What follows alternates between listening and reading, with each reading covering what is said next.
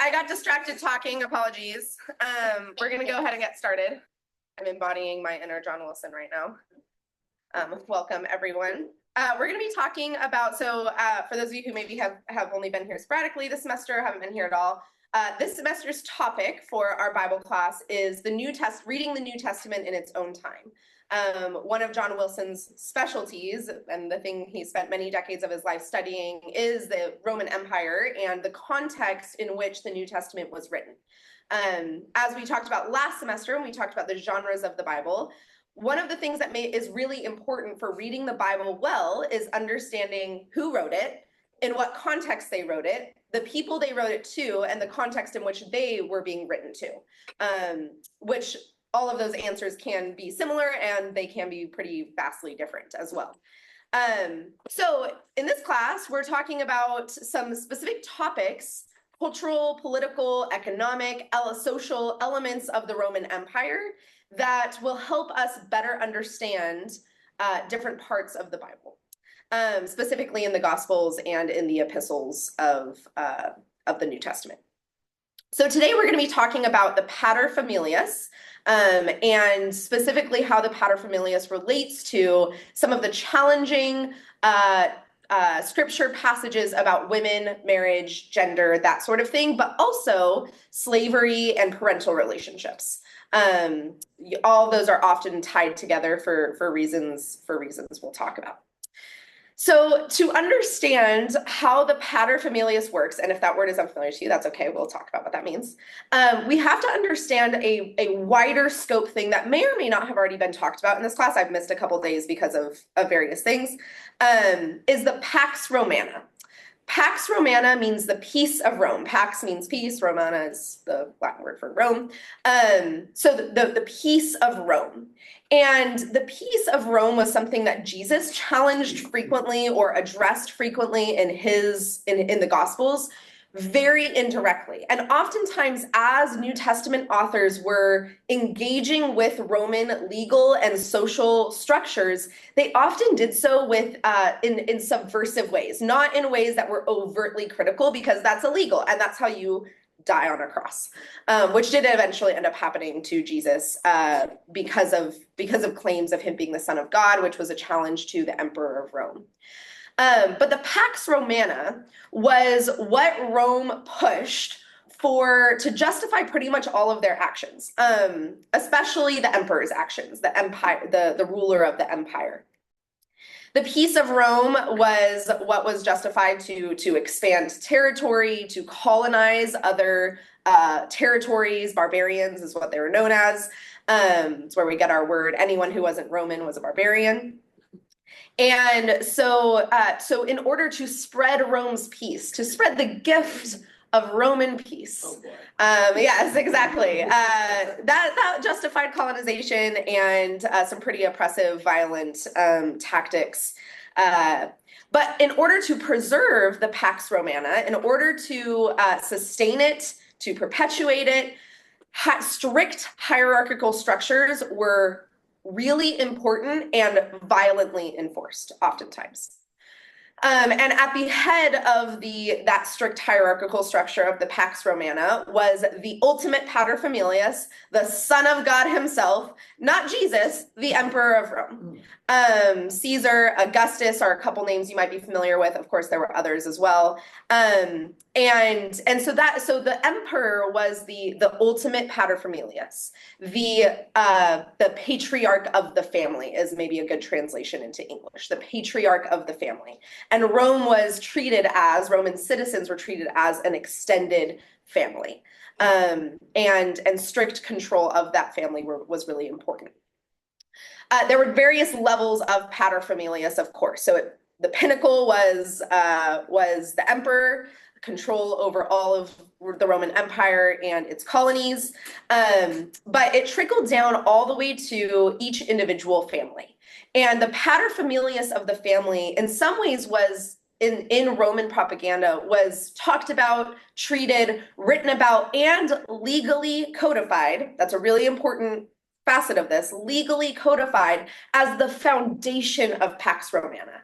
So it culminated in the emperor, but its foundation was the paterfamiliases, the patriarchs' unquestioned rule in each individual household. Does that make sense? You can kind of think of it as like a pyramid, families at the bottom. Keeping those families in order through the paterfamilias was essential to the peace of Rome.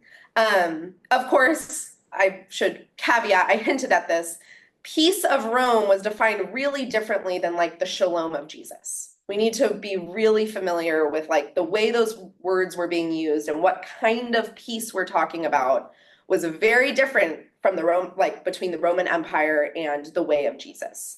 And so we need to keep that in mind. So in the family, we're going to kind of go down to that family structure now and talk a little bit about how that actually played out in some tangible ways. The paterfamilias of the household, the patriarch of the household, had what was known as patria potestas, the power of the father. And that power of the father was pretty much a universal power over their little empire in the family. Just like the emperor had full control over the empire, could make any decision the emperor wanted to without any ramifications. Very similarly, a father, the patriarch of a household, had similar control over his household. So, for example, this is a good illustration of the patria potestas, the power of the father. When a baby was born in a household, it was brought to the father, the paterfamilias, and the father had full rights to reject or accept the infant. So before it was brought to the mother, before it was put to the mother's breast, before it was given a name, it was brought first to the father, and if the father accepted it, then it became part of the family, and he accepted legal and responsibility for the baby. If not, it was either exposed or outright killed. So outright infanticide was less common than exposure. So infanticide is like the baby was killed outright, and the father had the right to do that. Exposure was a little different and had a lot of nuances. Exposure is where the baby was left outside to be exposed to the elements and presumably to die. However, there's a lot of evidence as well that the way someone exposed their baby could have been with the expectation that the baby would be saved by someone else. But inevitably, what that meant is that the baby was saved by someone else and brought into slavery. It's one of the reasons why in the early church, adoption language was really important, and adoption as a practice was really highly valued in early church practices. That they would go and save babies from the hills, and they would not bring them in as slaves, but that they would bring them in as members of their families. I know, it's super depressing. It's one of the ways that, just to capture, like, okay, the patria potestas, this was common accepted practice. The reasons an infant might be exposed are because of, if they didn't really seem to have a chance of survival. But also, of course, as is common even today in certain parts of the world, with either giving up for adoption or infanticide, girls were more likely to be exposed or killed outright than boys were. And that's not to say that girls were never loved by their fathers or girls were never loved by their families. And I should say too, that as we're talking about some of the trends of what it meant to have a paterfamilias, different families were different. Just like today, we could talk about cultural elements of a place. You can always find exceptions to the rule. You can always find variations. And we need to know that in Rome, it's not just that like patriarchy was culturally acceptable. It was that the paterfamilias and the power of the father over his family was legally codified. It was understood to be essential to the survival of the Roman Empire. Girls and women were always under the authority of a man, so the paterfamilias, so either their father or husband. There were rare exceptions when a girl or woman could get out of that. And the ways that happened varied quite dramatically. And it was rather situational as well. A few examples of how a girl or woman could at least gain more rights than she would otherwise have would be if her father happened to die at like a particular moment where after she was like instituted into womanhood or whatever, and before she was betrothed to someone else, which was a very, very small window of time for women. So if her father happened to die for some reason, that excused her from having a paterfamilias. Ultimately, she would eventually get married, and then she would probably get married and be under the rule of a husband. But all that to say, women were always under the control, the authority of a man. That's not to say, again, that always meant that it was a terrible situation. We have lots of evidence of loving relationships between fathers and daughters, between mothers and daughters, and between husbands and wives. And unlike our world today, where more often than not, people are hopefully marrying for love and friendship, more often in the Roman Empire, it was for economic, logistical reasons or political leveraging for wealthier families. Despite the fact that the domain of the woman was the household, and that was, again, legally codified, girls and women did play a really important part in the financial and political world of the Roman Empire. So for example, women were really praised for a few values, the top two being modesty and chastity. And the next ones being industriousness and thriftiness.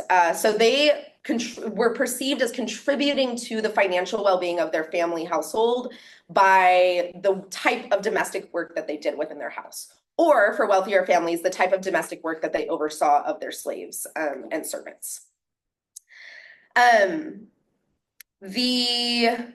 Let's see which direction to go. So daughters, like I said, were more likely to be exposed. If they were exposed, they were likely to be, if they were saved from exposure, they were likely to be kept as slaves. And of course, males in the family, regardless of whether they were married or not, had full sexual authority over their slaves as well. And so she was likely to be trafficked or to be kept as and abused in that way, which but at the same time, if daughters were kept, they had a lot of rights as children in their family. They inherited equally with their brothers, but they did not have authority to use their wealth in the same way. Generally, that wealth was used to serve first their father's household and then their husband's household. But if they were divorced or widowed, they got to keep their dowry. So like their dowries went with them. So the financial situation of a woman wasn't complete dependence on a husband or father, even though she didn't have full authority to leverage her wealth or other resources in the ways that boys and men did. We have a lot of evidence, like I said, of deep love for daughters and for wives, but more often than not, girls were a subject of great anxiety. We're familiar with this in other cultures and other facets of history as well. Girls could humiliate a family by doing all kinds of things or having all kinds of things done to them against their will. And it would still be held against them as a point of humiliation. So there was a lot of anxiety around daughters, as well as love. In wealthier families, women could be educated, but they were educated in different ways than boys and educated about different things than boys or men. And they were educated almost exclusively in the home.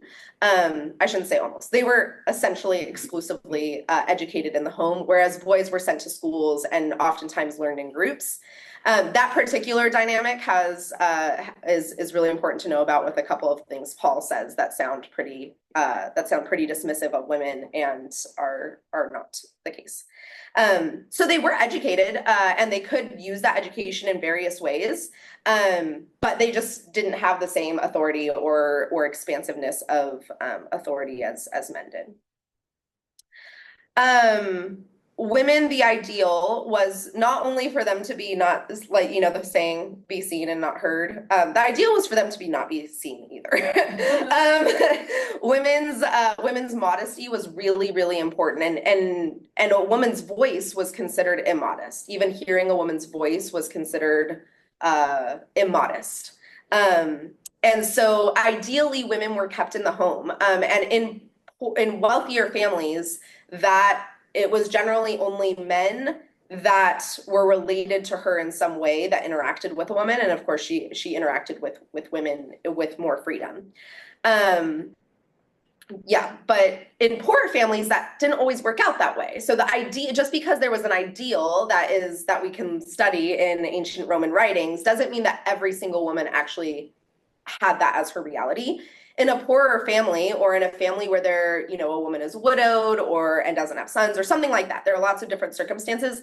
A woman would have to run a stand at a market, right? We even know about Paul and Paul's relationship with some women who were also vendors, right? Priscilla and Aquila, for example, would be a good example. It seems like they were together in the market. So we know that there are exceptions to that rule, but the ideal, Rome was all about ideals, super influenced by Aristotle. We'll talk about that a little bit more in a second. And Aristotle and Plato, and Aristotle and Plato were all about like ideals, especially Plato. Plato loved, if you are familiar with the cave, Plato loved the ideal. And so the ideal woman wasn't necessarily the average woman in Rome. Does that make sense? But it was still a culturally and socially pushed concept. All right. I know, it's really heavy. So those are some generalizations. There's evidence, we have lots of different things that kind of inform some of those things, but also we can't watch Romans actually play out in public life. So we know what some of the ideals were because those are some of the best preserved scrolls and writings and things like that.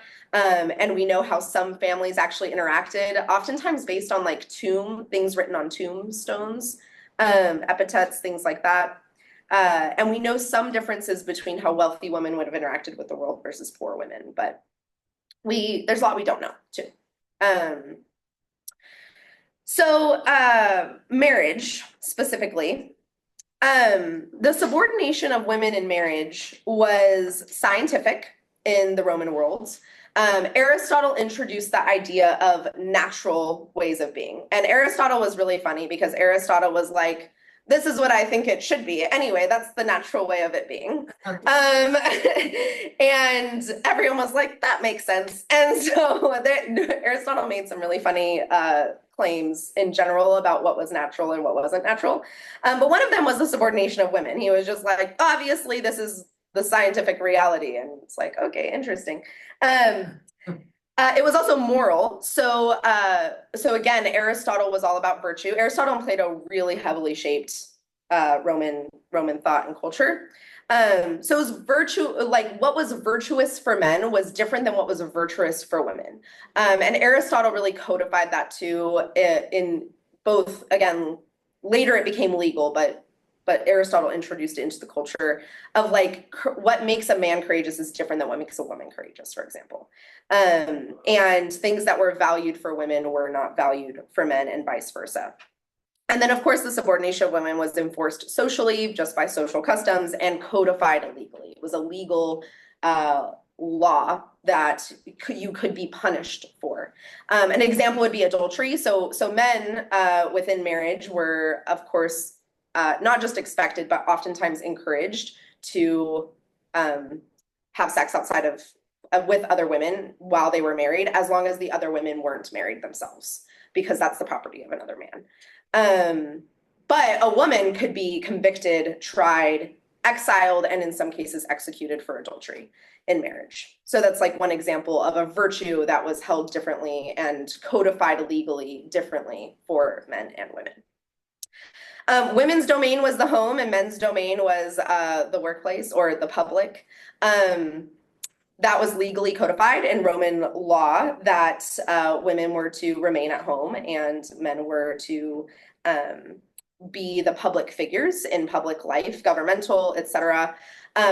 And at the same time, we have lots of evidence of ways that that was subverted in various ways. And there were lots of ways that that happened. But sometimes it was just that the lines were blurry. A way that a woman was contributing to her family's finances might cross the line, like the market, for example, selling things that were made in the market. Where does the home end and the public begin, kind of thing. And then wealthy women had some leverage to influence governmental authority. They couldn't hold positions in the same way that men could, but they did influence government and economics in ways that were just different than men. So there were exceptions to that rule. It wasn't, or at least there was flexibility maybe in some ways, but it was a codified law. Marriage was both encouraged and enforced all the way up to the top. So again, the Paterfamilias was, that was considered the foundation of Roman social life and the Pax Romana of Roman peace. And so Augustus in particular was well known for, he was one of the emperors of Rome. He was well known for particularly pushing marriage and reproduction in the Roman Empire. And that was for a lot of reasons. Part of it was just political leveraging on his part and building up his own reputation, and why and how that works. I won't get into just because we don't have time. But he was trying to make himself seem rooted in ancient Rome, like ancientness was really important anyway. But reproduction of Roman citizens, the more you push reproduction among Roman citizens, the more Roman citizens you have, and the more soldiers you have, for example. So that was part of it. Also, control of the masses. You have a family, you have responsibility, you're more likely to fall in line. So that was part of it too. And then and wealth and money were part of that as well.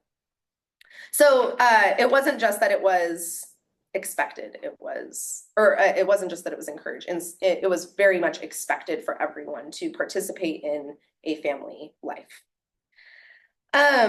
As we think about what this means for the New Testament and how the New Testament engages some of this cultural stuff, I want to read to you directly. This comes from one of these books here, Women in the World of the Earliest Christians. I have a few resources I'll share you guys with if you're interested in this topic. And so these are quotes from that book. And this summarizes Plato and Aristotle's philosophies. So Plato and Aristotle were about 300 years before Jesus-ish. And so by the time of Jesus and by the time of the New Testament, the philosophy of Plato and Aristotle, which by the way are highly influential for us even today in ways that we're not always very conscious of, highly, highly foundational for cultural and social understandings in the Roman Empire. Okay, so this is on Plato.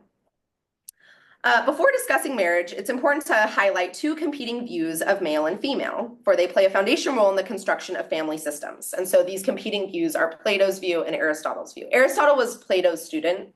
Again, this was about 300 years before Jesus. Plato's views on men and women were grounded in his belief in reincarnation of the soul. He argued that the soul was placed in a male or female body based on its relative strength of character, with weaker souls placed in female bodies. Through education, however, women could gain wisdom and virtue because their soul is of the same nature as a man's soul. As they move further from their matter or female mode, women progress closer to wisdom, which means that when they're reincarnated, they could potentially be reincarnated into the body of a man, which would be ideal. Plato writes that the man or woman's identity comes from the mind or soul, not the body. The soul is not matter and so is not sexual. At the cosmic level, form is male, active, and superior, while matter is female, passive, and inferior. This is Aristotle. Aristotle, Plato's student, rejected his views of reincarnation, believing that the soul cannot exist without the body. Moreover, Aristotle believed that the mother contributed nothing to the fetus. LOL. I've been pregnant. He sought consistency. That's wrong. Aristotle was wrong about Because the man does not have the woman carry microtubule. It's organism, and without microtubule, a feather cannot function or live and become a human being within the woman. So Aristotle sought consistency in determining sexual identity and offered the first comprehensive statement about sexual polarity, by inextricably linking body and soul, and by determining the female body deficient, he concluded that the female soul or mind is likewise deficient. Aristotle declared that each man and woman as an individual substance is made up of matter and form, though in different degrees. Since women and men appear different in their bodies, they must also be different in their souls. The female has more matter, the male more form. Not only are they different, but they are opposites, with one being the privation of the other. Explaining women as the privation of man, he declares that the female is incapable of becoming her opposite, which is male. Aristotle's conclusions on men and women proved most influential in the Hellenistic period. So there's a few nuances there I want to draw out. So Plato, both of them thought women sucked compared to men. That's just the reality. But Plato had some measure of hope that because the soul was separate from the body and the soul was not a sexed thing, that women had the hope of elevating themselves and becoming male ultimately in another life. Aristotle was like, nope, men and the soul and the body is not separate. And women are inherently inferior to men, and that is just the reality of things. And that they cannot, he didn't believe in reincarnation, but that they wouldn't be able, a woman can't become a man in the way that Plato conceptualized it as reincarnation. That's really foundational for understanding how Rome understood men and women. And knowing that Jesus lived in a Hellenistic colonized Roman colony, a Roman territory, that should perk up our ears every time Jesus interacts with women. And whether Jesus is reinforcing Aristotle and Plato's beliefs or whether Jesus is challenging them. But we're going to focus on Paul today. Because it's, well, for a lot of reasons. But so as Paul is teaching on gender and the households, and in particular, with the overarching umbrella of the Paterfamilias, which again culminates in the emperor, we got to keep in mind how Paul is engaging these conversations. Of course, Paul would never directly challenge the idea of paterfamilias. It would mean the immediate end of his ministry, because not only are you saying like men and women, like to challenge the idea of paterfamilias is not to say like men and women are like husbands and wives should be like nice to each other at home. Like that's not challenging the paterfamilias. To challenge the idea of paterfamilias in the household is to challenge the emperor himself. It would have meant Paul's immediate death. So of course, Paul is not going to challenge the paterfamilias. What Paul is trying to do is Paul is trying to, through all of his letters, through the epistles, and this is true for all of the New Testament authors, and we'll look at Peter as well today. The question is, how do you follow Jesus within your unique cultural and social context? Right? That's the question we're all trying to answer all the time. I hope. I'm trying to figure that out all the time. And that's what Christians have been doing throughout time and space, and the people of God before Jesus as well. Jesus's disciples all answered the question of how do we be Jewish? And how do we follow the ways of God well under Roman occupation? Like that, like this is an essential question to Jesus's time and to all people who have followed Jesus ever since. How do you follow Christ within your unique cultural and social and legal context? So throughout Paul's writings, throughout the writings of the New Testament, throughout the epistles, we see conforming to Rome and we see challenging Rome across all of the New Testament authors, right? And none of this is spelled out, right? Like Paul is never going to say like, and this is the way that Rome is right, or this is the way that I think Rome is wrong. Like he's not going to be that explicit about it. We have to know some of this context to be able to read between the lines. So for one, he's conforming to Rome for a couple of reasons. One, to avoid additional persecution on top of what he already had, and especially to avoid immediate death. But also, Paul is Roman. Roman culture, socially, legally, relational expectations, like that is the water Paul is swimming in. And he challenges it a lot, but also we have to understand that this is Paul's culture. So to some extent, Paul is not going to challenge certain things, not because he wouldn't given other information, but because It's the water he's swimming in. It's all he's ever known. So we do have to keep that in mind as well. But Paul also challenges the Pax Romana. He sees that the way of Jesus, the peace of Jesus, is dramatically different than the peace of Rome. And the expectations of Jesus are dramatically different than the expectations of Rome. And that Jesus as king is dramatically different than the emperor as king. Paul knows that Jesus is the Son of God, not the emperor, despite what Rome would have you believe. And so Paul does also challenge the Pax Romana, and does also challenge what makes the Pax Romana hold up, which is these strict hierarchical structures. So Paul knows that Christians are called to be different. So we see both conforming and we see challenging. Okay, so let's look at a few passages to explore this, and we'll think about how Paul is maybe conforming and how Paul is challenging the Pax Romana in each of these. Okay, so this is 1 Corinthians 7, verses 8 through 9. To the unmarried and widows, I say that it is best for them to remain as I am, celibate and single. But if they do not have self-control, let them get married, for it is better to marry than to burn with sexual desire. So we see some conforming here, right? Chastity and modesty being held up as values, and loyalty to husband. Oftentimes widows were praised. Widows were expected to get remarried. Like, it was really hard to not be married as a woman in the Roman Empire.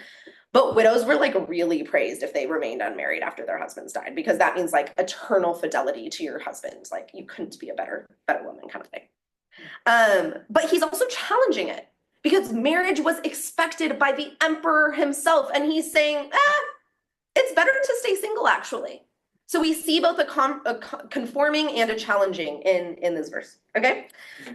1 Timothy 2, verses 11 through 12. Let a woman learn quietly with full self-control.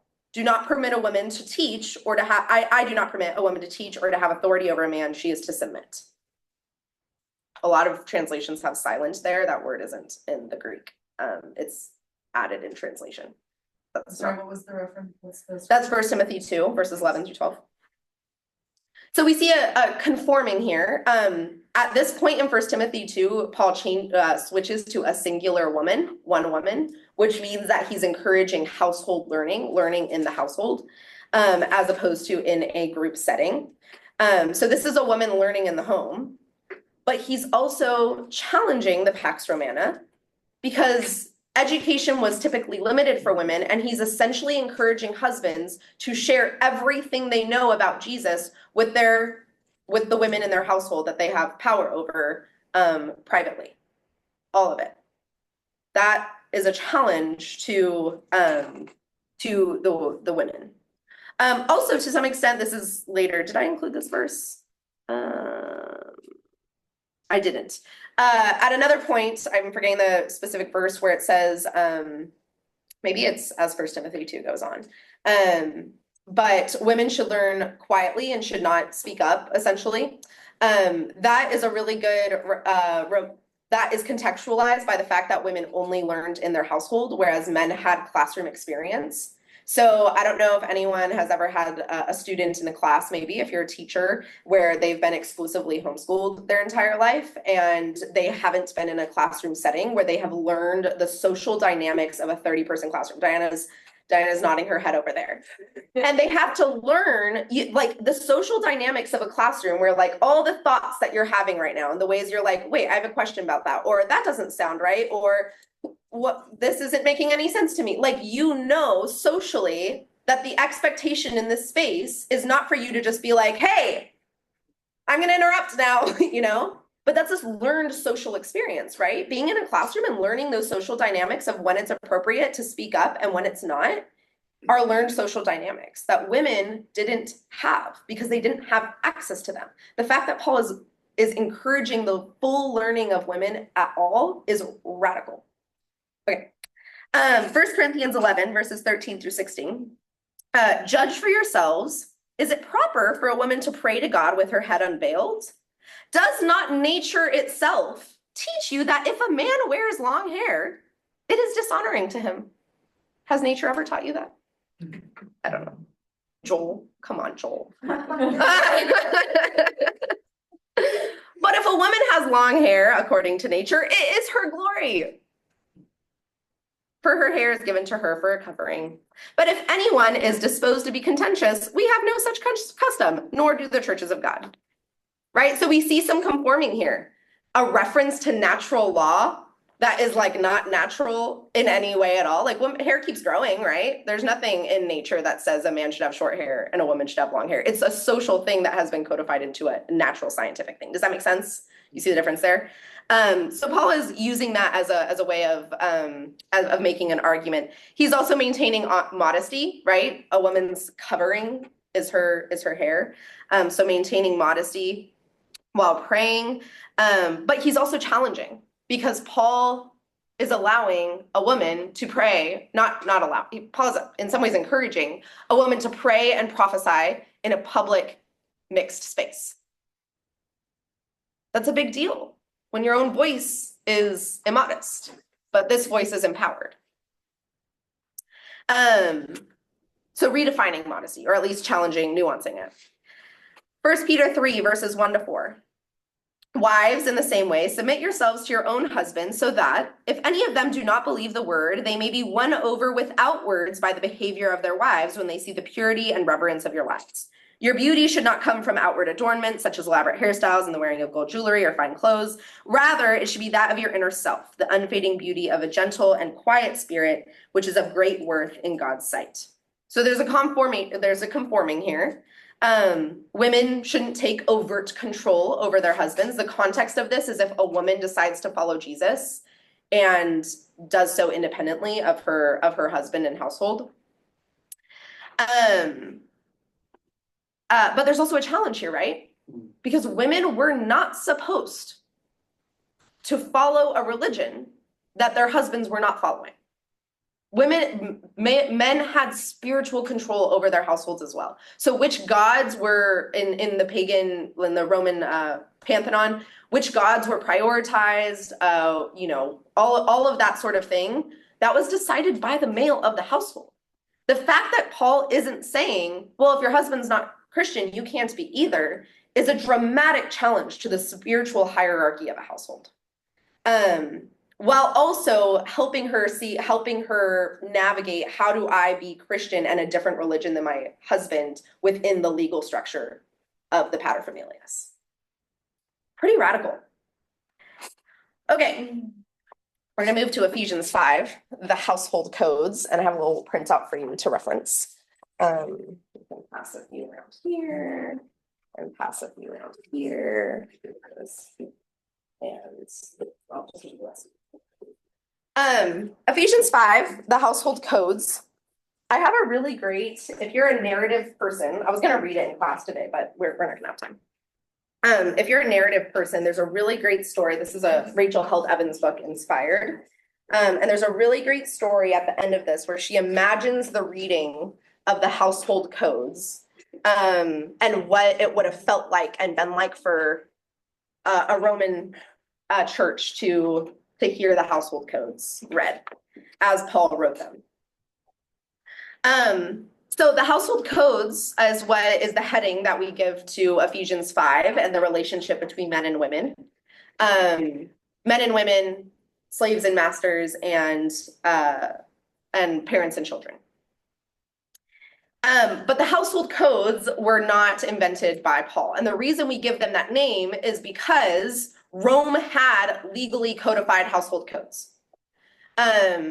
So Rome had codes for the household of who controlled who had power over who had authority over who, and what that authority looked like and why. The most familiar of the household codes came from Aristotle's Politics, his book Politics. So let's go back to Aristotle and we'll read this. It's on your page as well to follow on. If you're familiar with Ephesians 5, you might perk up at some familiar language. Of household management, we have seen that there are 3 parts. One is the rule of a master over slaves, another of a father, and the third of a husband. A husband and father rules over wife and children, both free, but that rule differs. The rule over his children being a royal rule, over his wife a constitutional rule. For although there may be exceptions to the order of nature, The male is by nature, he never proves this, by the way, he just says it. The male is by nature fitter for command than the female, just as the older and full-grown is superior to the younger and more immature. The free man rules over the slave after another manner, from that in which the male rules over the female, or the man over the child. So I'll pause here and just put it in slightly simpler language. The father has authority over the child, the husband has authority over the wife, and the master has authority over the slave, but the nature of each of those rules is slightly different. And Aristotle explains why. The free man or the man over the child, although the parts of the soul are present in all of them, they are present in different degrees. For the slave has no deliberative faculty at all, essentially no reason, which reason was considered like the soul in Aristotle and Plato's thought. The woman has it, but it has it without authority, and the child has it, but it is immature. So it must necessarily be with the moral virtues also. All may be supposed to partake of them, but only in such manner and degree as is required by each for the fulfillment of his duty. So this is some of the philosophical backdrop of the legally encoded household codes of Rome. That fathers rule over children, husbands over wives, and males over females. Or sorry, yeah, well that too, but masters over slaves. As Paul writes Ephesians 5, he directly quotes some of the household codes, parts of them, the parts of them that often trouble us the most. And it's kind of like Rachel Evans uses a great example where it's like if you start to read, and I don't have it memorized, so I can't mimic it. But if you start to read like the Declaration of Independence, right? Can someone say the first few lines of the Declaration of Independence for me? When in the course of human events it becomes necessary to throw off something, right, stuff that the guy's doing. And so as you're like rehearsing the Declaration of Independence, right? And you perk up and you're like, I know those words, even if you don't have them memorized yourself, right? You're like, I know this. This is familiar. This is the Declaration of Independence. This is core to who we are. And then at the very end, you say the right to life, liberty, and the pursuit of power. Or the pursuit of, I don't know, what's another example? Money. Like, right? Like, and then suddenly you're like, wait, that's not the words. You're making a social commentary of some sort. And then you perk up, right? You hear, because you're reciting some of it, but then you change it. You're like, everyone in the room knows, who is familiar with it, knows to perk up. Here's a part that isn't in the household codes. Submit to each other out of respect for Christ. Yeah. Here's a part that is in the household codes. Wives should submit to their husbands. That'd be really familiar to all of them. But here's a part that's not in the household codes. As for husbands, verse 25, love your wives just like Christ loved the church and gave himself for her. So Paul is rehearsing, like, yes, follow legally coded Roman law. There's no need to break the law. In fact, as Christians, we should try to avoid breaking the law. And here's how we can respect the Paterfamilias as Christians while also respecting the ways of Christ. Nothing in any of the Roman household codes addressed the Paterfamilias and their responsibilities to care for, how they should treat who they had authority over, their wives, children, and slaves.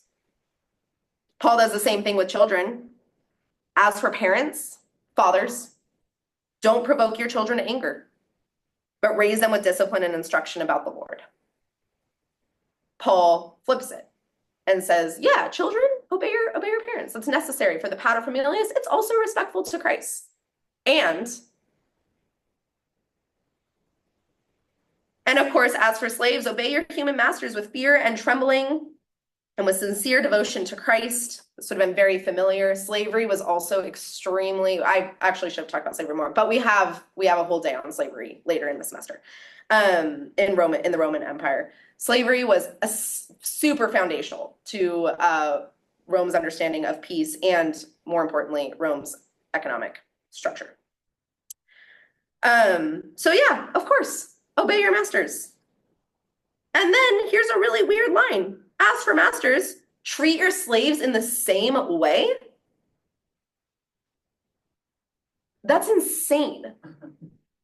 Paul is hedging real close to treason here with these household codes. They might hit our ears as weirdly inequitable, but Paul is taking major risks here. To say, husbands, you are responsible for loving your wives like Christ loved the church, including self-sacrifice and putting her above yourself. That's real close to treason. Not just like radical challenging of a culture, treason. Masters, treat your slaves in the same way with the same respect that they are to treat you. Almost treason. Ultimately, Paul was eventually killed. So he did actually probably cross lines eventually with these or with other things. But challenging the Pax Romana, challenging the lordship of the emperor by following Jesus, the early Christians tried their best to do it in a way that was within the legal structures of Rome. And they chose to prioritize Christ first. I always get interested when in religious spaces and in Christian spaces, Christian dialogue about how we are to interact with the world, of like when we throw out like what is conforming to culture. I think we need to be really aware of what the culture of the Roman Empire was, to use that well. Because in order to challenge it, we got to know what it is.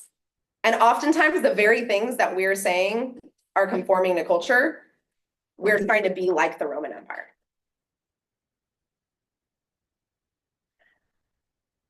It's 10:00. See you guys down at church. If you guys would like, if you're curious about this topic, I have some books here and you're welcome to peruse them, borrow them from me, borrow them from the library.